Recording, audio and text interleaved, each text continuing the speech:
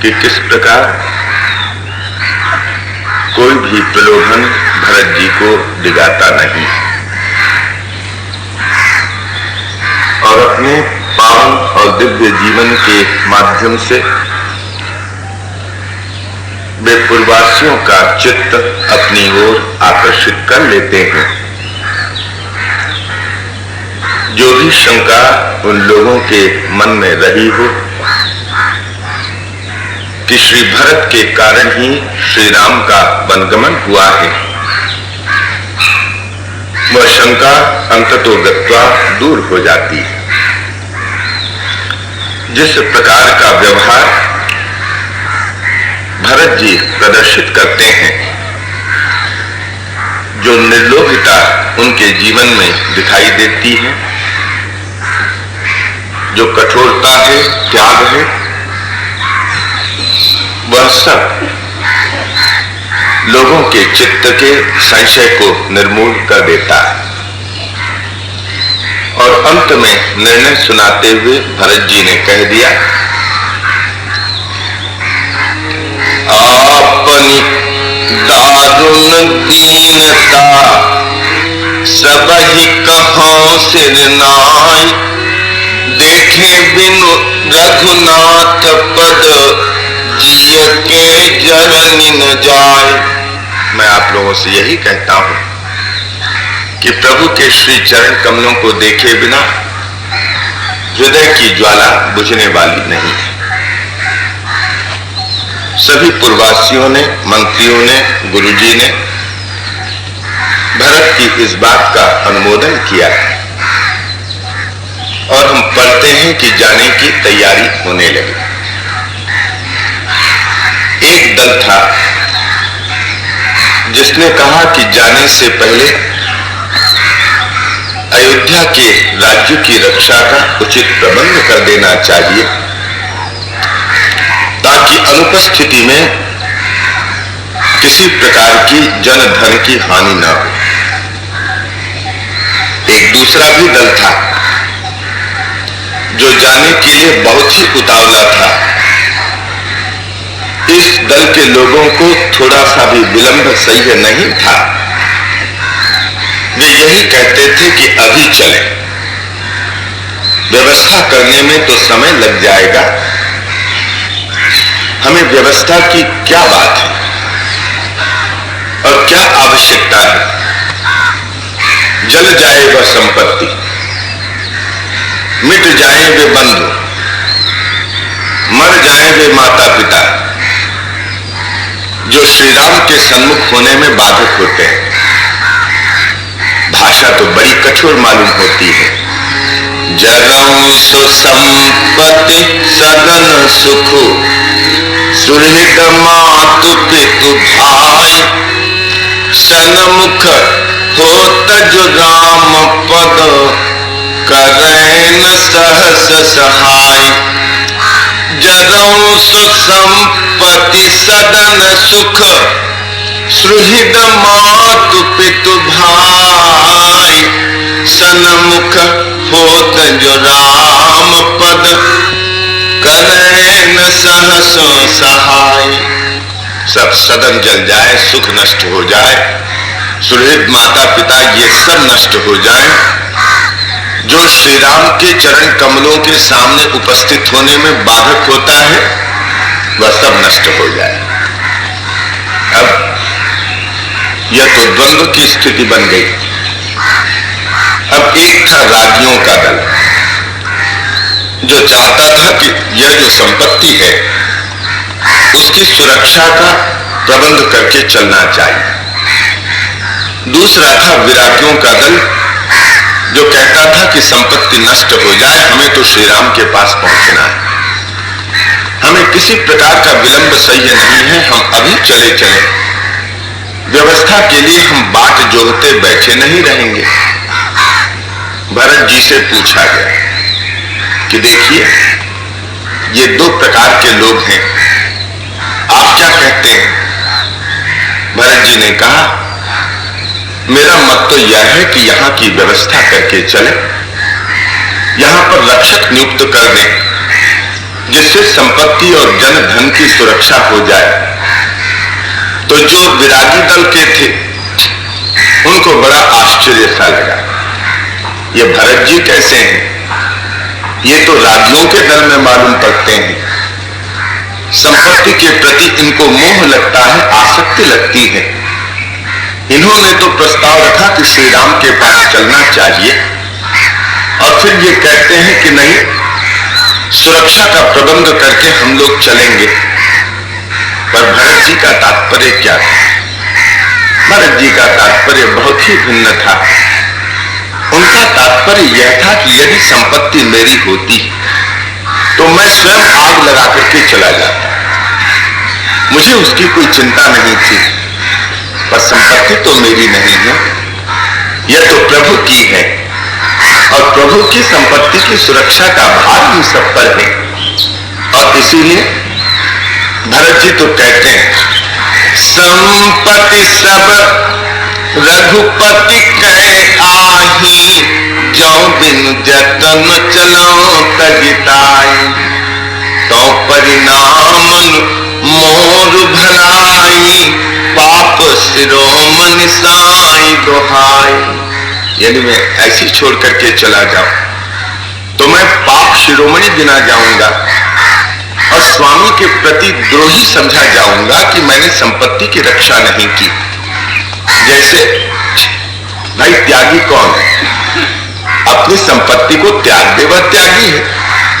पर मान लीजिए मैं आपकी संपत्ति में आपके घर में पेट्रोल डाल करके आग लगा देता हूं और बाहर खड़ा होकर के कहता हूं कि देखो मैं कितना त्यागी हूं।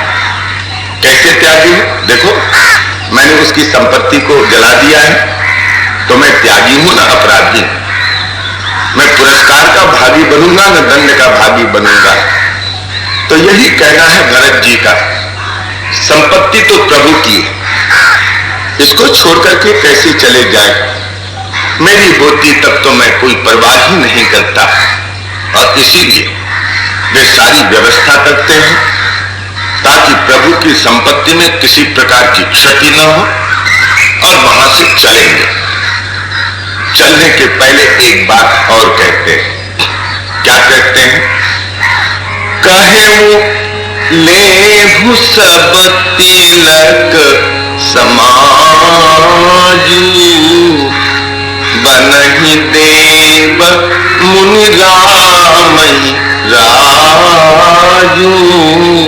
कहते हैं भाई सब तिलक का सामान लेकर के चलो, वन में मुनि भगवान श्री राम का अभिषेक करें, राज सिंहासन ले चलो, अन्य जो भी सामग्रियां अपेक्षित हैं वह सब ले चलो। लोगों को फिर से आश्चर्य हुआ, कैसे हैं भरत जी? अभी कह रहे थे कि श्री राम को लौटा लाने के लिए चलेंगे, जब लौटा लाने के लिए जा रहे हैं तो फिर यह सिंहासन कहते हैं ले चलो, यह जो सामग्री ले चलो राज्याभिषेक करने की, क्या आवश्यकता है? इसका मतलब क्या यह है कि भरत जी के मन में श्री राम को लौटा लाने की इच्छा नहीं है? स्वाभाविक था। जिन लोगों के मन में यह शंका उठी, दोष नहीं दिया जा सकता था। वे भला श्री भरत की भावना को पकड़ कैसे सकते थे? उनको तो यही लगा कि जब श्री राम को लौटा लाने के लिए ही जाना है तो फिर क्यों कहते हैं कि राज सिंहासन ले चलो, सामग्री सब ले चलो, वहां पर मुनि अभिषेक करेंगे वन में। यह तो विचित्र बात है। पर भरत जी का संकेत बहुत दूर है। वे क्या कहते हैं? हमारे प्रभु तो पूर्ण है, उनको किसी बात की आकांक्षा नहीं, उनको तो धर्म की आड़ में राज्य से निकाला दे दिया गया, परंतु फिर भी उनके मन में किसी प्रकार का मोह नहीं, संपत्ति के लिए मोह नहीं, राज्य के लिए मोह नहीं। तो उनके लिए किसी प्रकार का अंतर नहीं पड़ता कि वे राज्य सिंहासन पर बैठते हैं या नहीं। अब भरत जी का तर्क यह है कि राज्य सिंहासन पर बैठ करके बड़े होने वाले लोग तो बहुत हैं, एक सामान्य व्यक्ति भी है, अगर उसे राजा की गद्दी मिल जाए तो कितना बड़ा हो जाता है। एक सड़क पर चलने वाला आदमी वोट जीत करके मंत्री पद पर अभिषिक्त हो जाता है। आप जिससे बातें नहीं करना चाहते, ऐसा व्यक्ति जब मंत्री पद पर आसीन हो जाता है, वो तो गया। सिंहासन पर बैठ करके बड़े होने वाले लोग तो आज बहुत देखे जाते हैं, पर भरत का तर्क यह है कि हमारे प्रभु को तो सिंहासन की अभिलाषा नहीं, पर सिंहासन यदि धन्य होना चाहता है, यदि वह चाहता है कि श्री राम मुझ पर बैठ करके मुझे धन्य करें, तब तो राज सिंहासन चल करके उन तक जाए। यह भरत की इच्छा है, उनकी भावना है।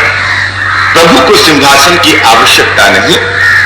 यदि सिंहासन को प्रभु की आवश्यकता है तो वह चले, वह क्यों जाए।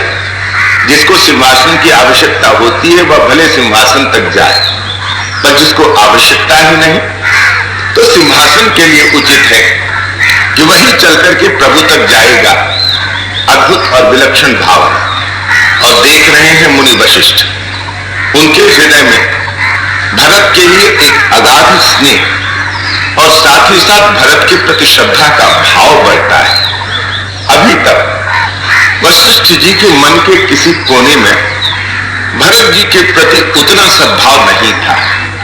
शायद उन्हें भी ऐसा ही लगता था कि भरत जी तो श्री राम से दूर दूर रहते हैं, ननिहाल में इतने वर्षों तक जाकर के बस गए।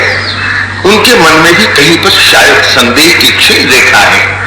परंतु श्री भरत अपने उदात्त चरित्र के माध्यम से किस प्रकार परिवर्तित कर रहे हैं गुरु वशिष्ठ के हृदय को, यह अपने आप में दर्शनीय है। और जिस समय मुनि वशिष्ठ ने देखा, श्री भरत की भावना को परखा और समझा, तो वे तो गदगद हो जाते हैं। और जिस समय सचमुच प्रभु लौट करके आ गए लंका से, जब उनका अभिषेक होना है, तो मुनि ने भरत जी की भावना का ख्याल रखते हुए पूरी तरह से उसकी सुरक्षा की। जैसे प्रभु लौट आए, अब उनका अभिषेक किया जाएगा, तो पहले वे क्या करते हैं, तीनों भाइयों की जटा पहले साफ करते हैं, खोलते हैं, उनको स्नान कराते हैं। यह विलक्षण बात। कितने वहां पर सेवक हैं, पर प्रभु कहते हैं कि नहीं। अब जब भरत ने एक प्रकार से आपत्ति की, तो प्रभु ने कहा कि भरत, तुम लोग मुझे राजा मानते हो ना।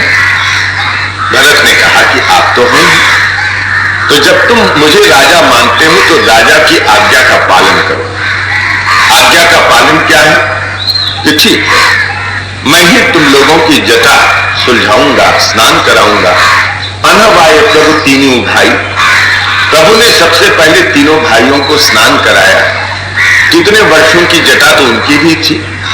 और जिस समय भरत इत्यादि प्रभु को नहलाने के लिए आए, प्रभु ने मना कर दिया, नहीं, यह कार्य तुम लोगों को नहीं करना है, यह राजा देश है, यह तो मैं ही करूंगा।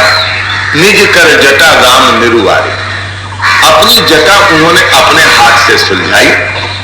और जिस समय प्रभु स्नान कर लेते हैं और राज्याभिषेक के लायक वस्त्राभूषण धारण कर लेते हैं, तब लिखते हैं गोस्वामी जी, जिस समय मुनि वशिष्ठ ने देखा, प्रभु बिलोकी मुनि मन अनुरागा, तुरत दिव्य सिंहासन मांगा।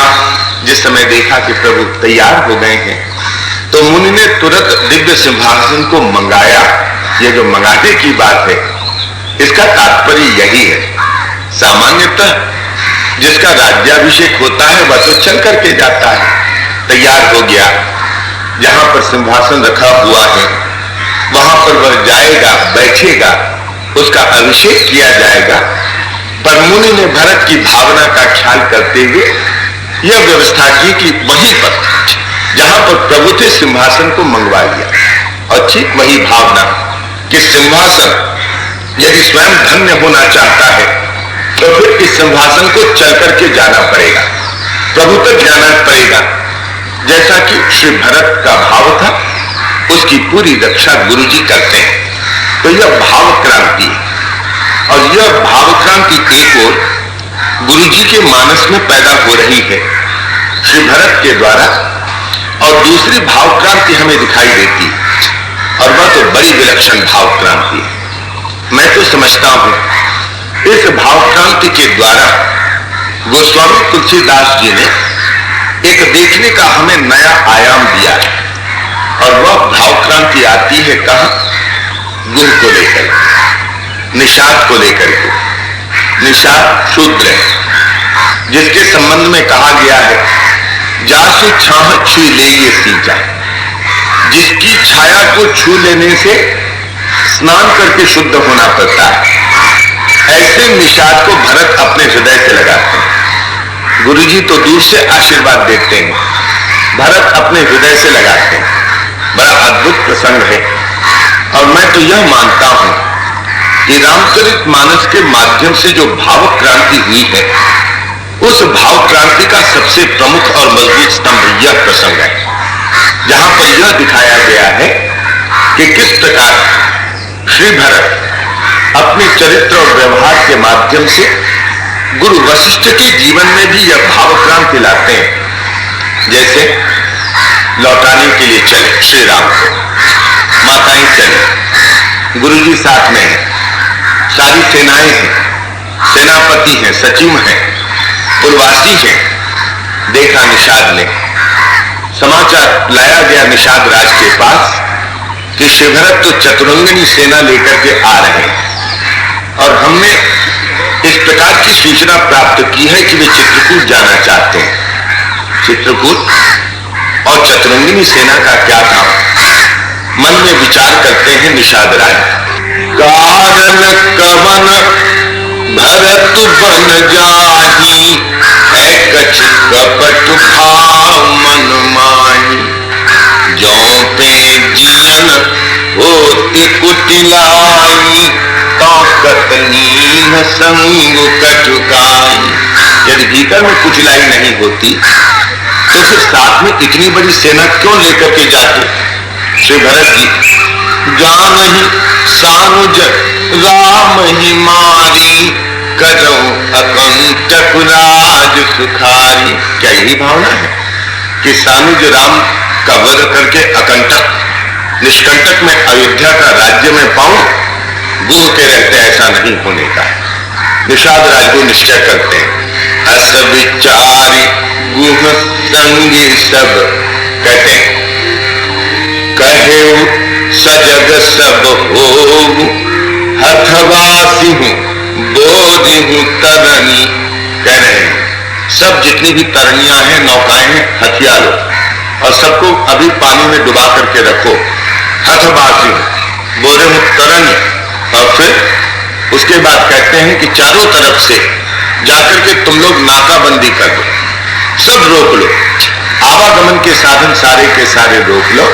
हम देखेंगे कि कैसे भरत यहां पर नदी को पार करते हैं, हम नहीं करने देंगे, मिट जाएंगे, पर प्रभु का किसी प्रकार का यह नुकसान कर पाए, क्षति कर पाए, यह हम नहीं होने देंगे।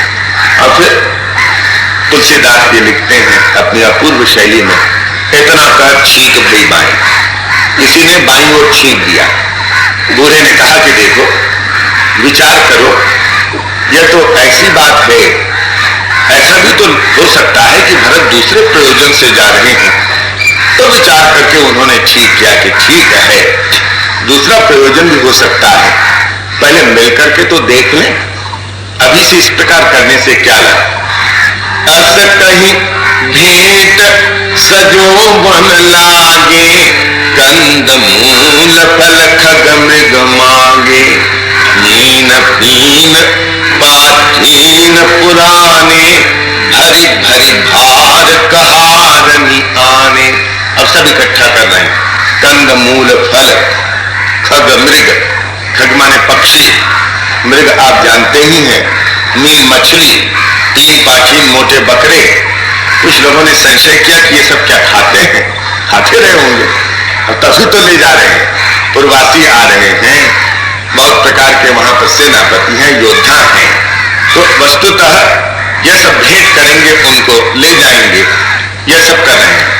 और फिर भाव क्रांति का देखिए चरण कैसे होता है कि जैसे आए, देखा निषाद राज ने, दूर से गुरु को देखा और गुरु को देख करके देखी दूर ते कहीं जनाम कीन्ह मुनि सभी दंड प्रणाम। दूर से देखा और अपना नाम लेकर के निषाद राज ने कहा कि मैं अमुक आपके चरणों में प्रणाम करता हूं। और कीन्ह दूरी ते कहीं निज नाम कीन्ह मुनि से दंड प्रणाम, दंड प्रणाम किया। और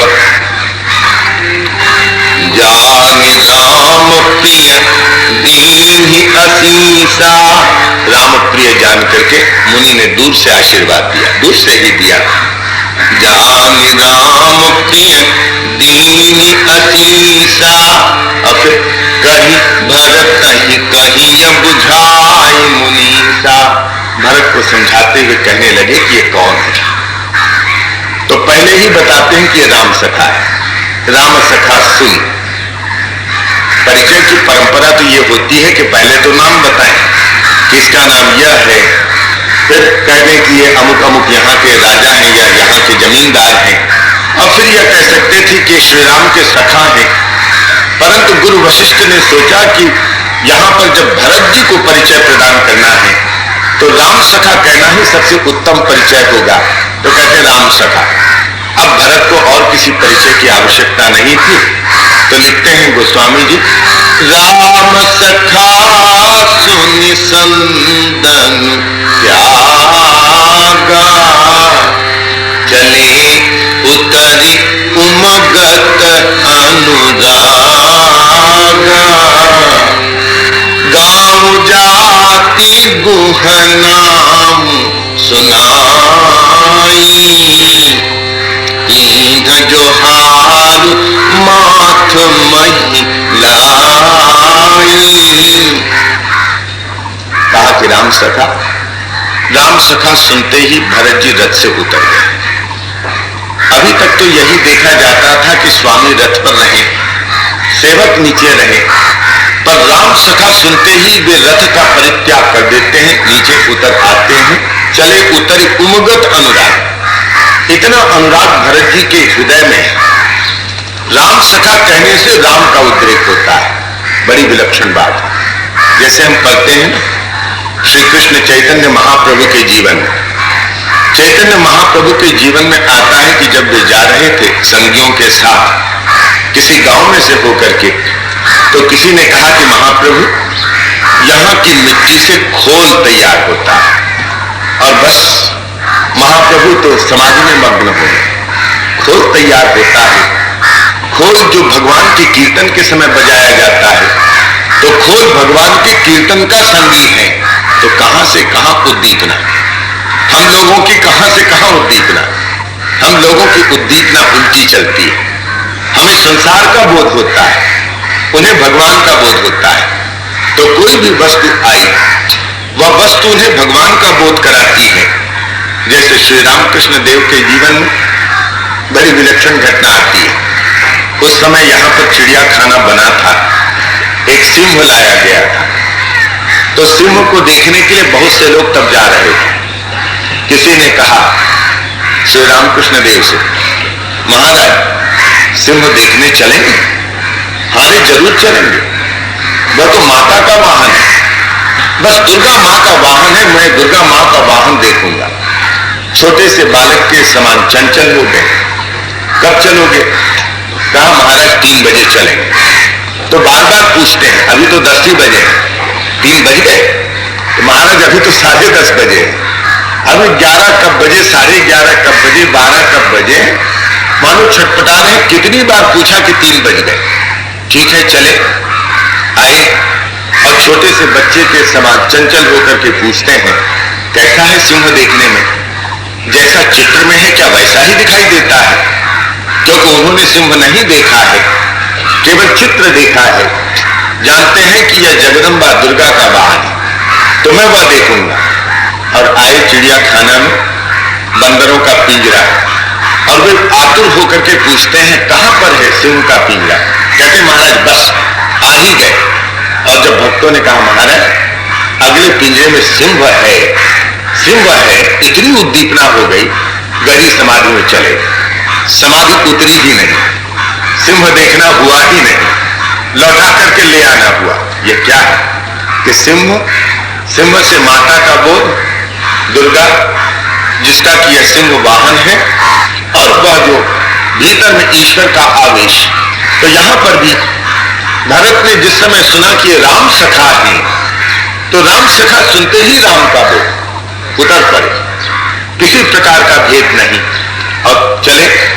और वहां पर तीन जोहार माथ महिलाई, उसने तो सिर टिका करके नीचे जमीन पर प्रणाम किया भरत जी को। और भरत जी देखते हैं जहां पर उन्होंने देखा कि यह जो निषाद है वह दंडवत कर रहा है। करत दंडवत देखते भरत लीन उरलाय, मनहु लखन सन भेंट भई, प्रेमुन हृदय समाय। करत दंडवत देखते भरत लीन उरलाय, मनहु लखन सन भेंट भई, प्रेमुन हृदय समाय। जो कभी नहीं देखा गया हृदय में ले लिया। मुनि वशिष्ठ भी दूर खड़े अचरज से देख रहे हैं, यह क्या हो गया, यह कैसी परंपरा हो गई, ऐसा तो नहीं होता है। गोस्वामी जी लिखते हैं लोक वेद सब भांति नीचा, जासु छाह छुले सींचा, तेहि भरी अंक राम लघु भ्राता, मिलत पुलक परिपूरित गाता। ऐसा जो यह नीच है, अत्यंत लोक में प्रसिद्ध नीच है, वेद में प्रसिद्ध नीच है, जिसकी छां को छू लेने से स्नान करके शुद्ध होना पड़ता है, तो ऐसे इस निपट नीच को राम के लघु भ्राता अपने हृदय से लगा लेते हैं, और उन्हें ऐसा लगता है कि मानो लखन से भेंट हो गई। यह विलक्षण प्रेम है। अब कई धर्म धुरंधर लोग तो होते हैं जो कहते हैं कि वह तो अछूत है, अस्पृश्य है, आप इस भावना से अपरिचित नहीं है। अब वे लोग यह कहते हैं ठीक है, क्योंकि श्री राम ने भी तो आप जानते हैं कि निषाद को हृदय से लगाया था, यहीं पर लगाया था, पहले भी लगाया था। मिलित प्रेम रिपुसूदन ही के मिलिस केवट भेंट राम। ये भेंटना माने हृदय से लगाना। जो भेंट कहते हैं मानो हृदय से लगाने को भेंट कहते हैं। तो रिपुसूदन से मिलने के बाद, शत्रुघ्न से मिलने के बाद श्री राम हृदय से लगा लेते हैं केवट को। तो कुछ लोग कहते हैं कि ठीक है, भरत जी ने श्री राम ने हृदय से लगा लिया, फिर बाद में उन्होंने स्नान कर लिया होगा और शुद्ध हो गया होंगे। अब इनकी बुद्धि को क्या कहना। यह बहुत विचित्र बात, यह भाव क्रांति। तुलसी के लिए कहा जाता है ना, कहीं पर उन्होंने लिख दिया, अब समुद्र के मुंह से एक बात निकल गई कि ढोल गवार शूद्र पशु नारी है सब कानून के अधिकारी। और जितने भी तुलसी को डंडा मारते हैं, इसी एक वाक्य को पकड़ करके मारते हैं, पर समझने की चेष्टा नहीं करते कि तुलसी की भाव क्रांति कहां पर है। यह जो गोस्वामी जी हैं, समाज को क्या देना चाहते हैं, यह जो छूने का भाव है, यह आज तक कितने विकट रूप में विद्यमान है, और इसकी हमारे समाज में कितनी प्रतिक्रिया हो रही है, यह आपकी आंखों से ओझल नहीं है। यह बहुत बड़ी समस्या है हिंदू धर्म के लिए, हिंदू समाज के लिए। और यह समस्या तो तब भी थी, स्वामी विवेकानंद के युग में थी। स्वामी विवेकानंद ने उस पर कितना कठिन प्रहार किया था। जब वे जा रहे थे परिव्रजन करते हुए दक्षिण की ओर, मलाबार से वे गुजर रहे थे, तो वहां पर उन्होंने एक विचित्र दृश्य देखा। यह देखा, एक कोई व्यक्ति है, सड़क पर चला जा रहा है और चिल्ला रहा है। भाषा तो वे जानते नहीं थे, समझ नहीं पाए कि वह व्यक्ति कौन है। हाथ में कोई फेरी दिखाई नहीं देती थी, तो उन्होंने देखा कि फेरी वाला भी नहीं है। कोई चीज होती, अपनी चीज बेचने के लिए कोई फेरी लगाता तो भी बात समझ में आती, पर यहां पर तो कोई नहीं, उसके हाथ में कुछ नहीं, और फिर भी वह चिल्लाता हुआ चला जा रहा है। एक अंग्रेजी जानकार व्यक्ति से पूछा, यह कौन, यह क्या कहता हुआ जा रहा है, अकेले इस तरह चिल्ला क्यों रहा है? अंग्रेजी जानकार व्यक्ति ने कहा कि स्वामी जी, आप जानते नहीं, यह परिया है, यह अछूत है। तो अछूत है तो इस प्रकार सड़क पर से चिल्लाएगा क्यों? कहा, तब आपको क्या यह नियम नहीं मालूम? यह यहां का नियम है कि जब भी कोई अछूत, जब भी कोई परिया सड़क पर से जाएगा तो चिल्लाते हुए जाएगा,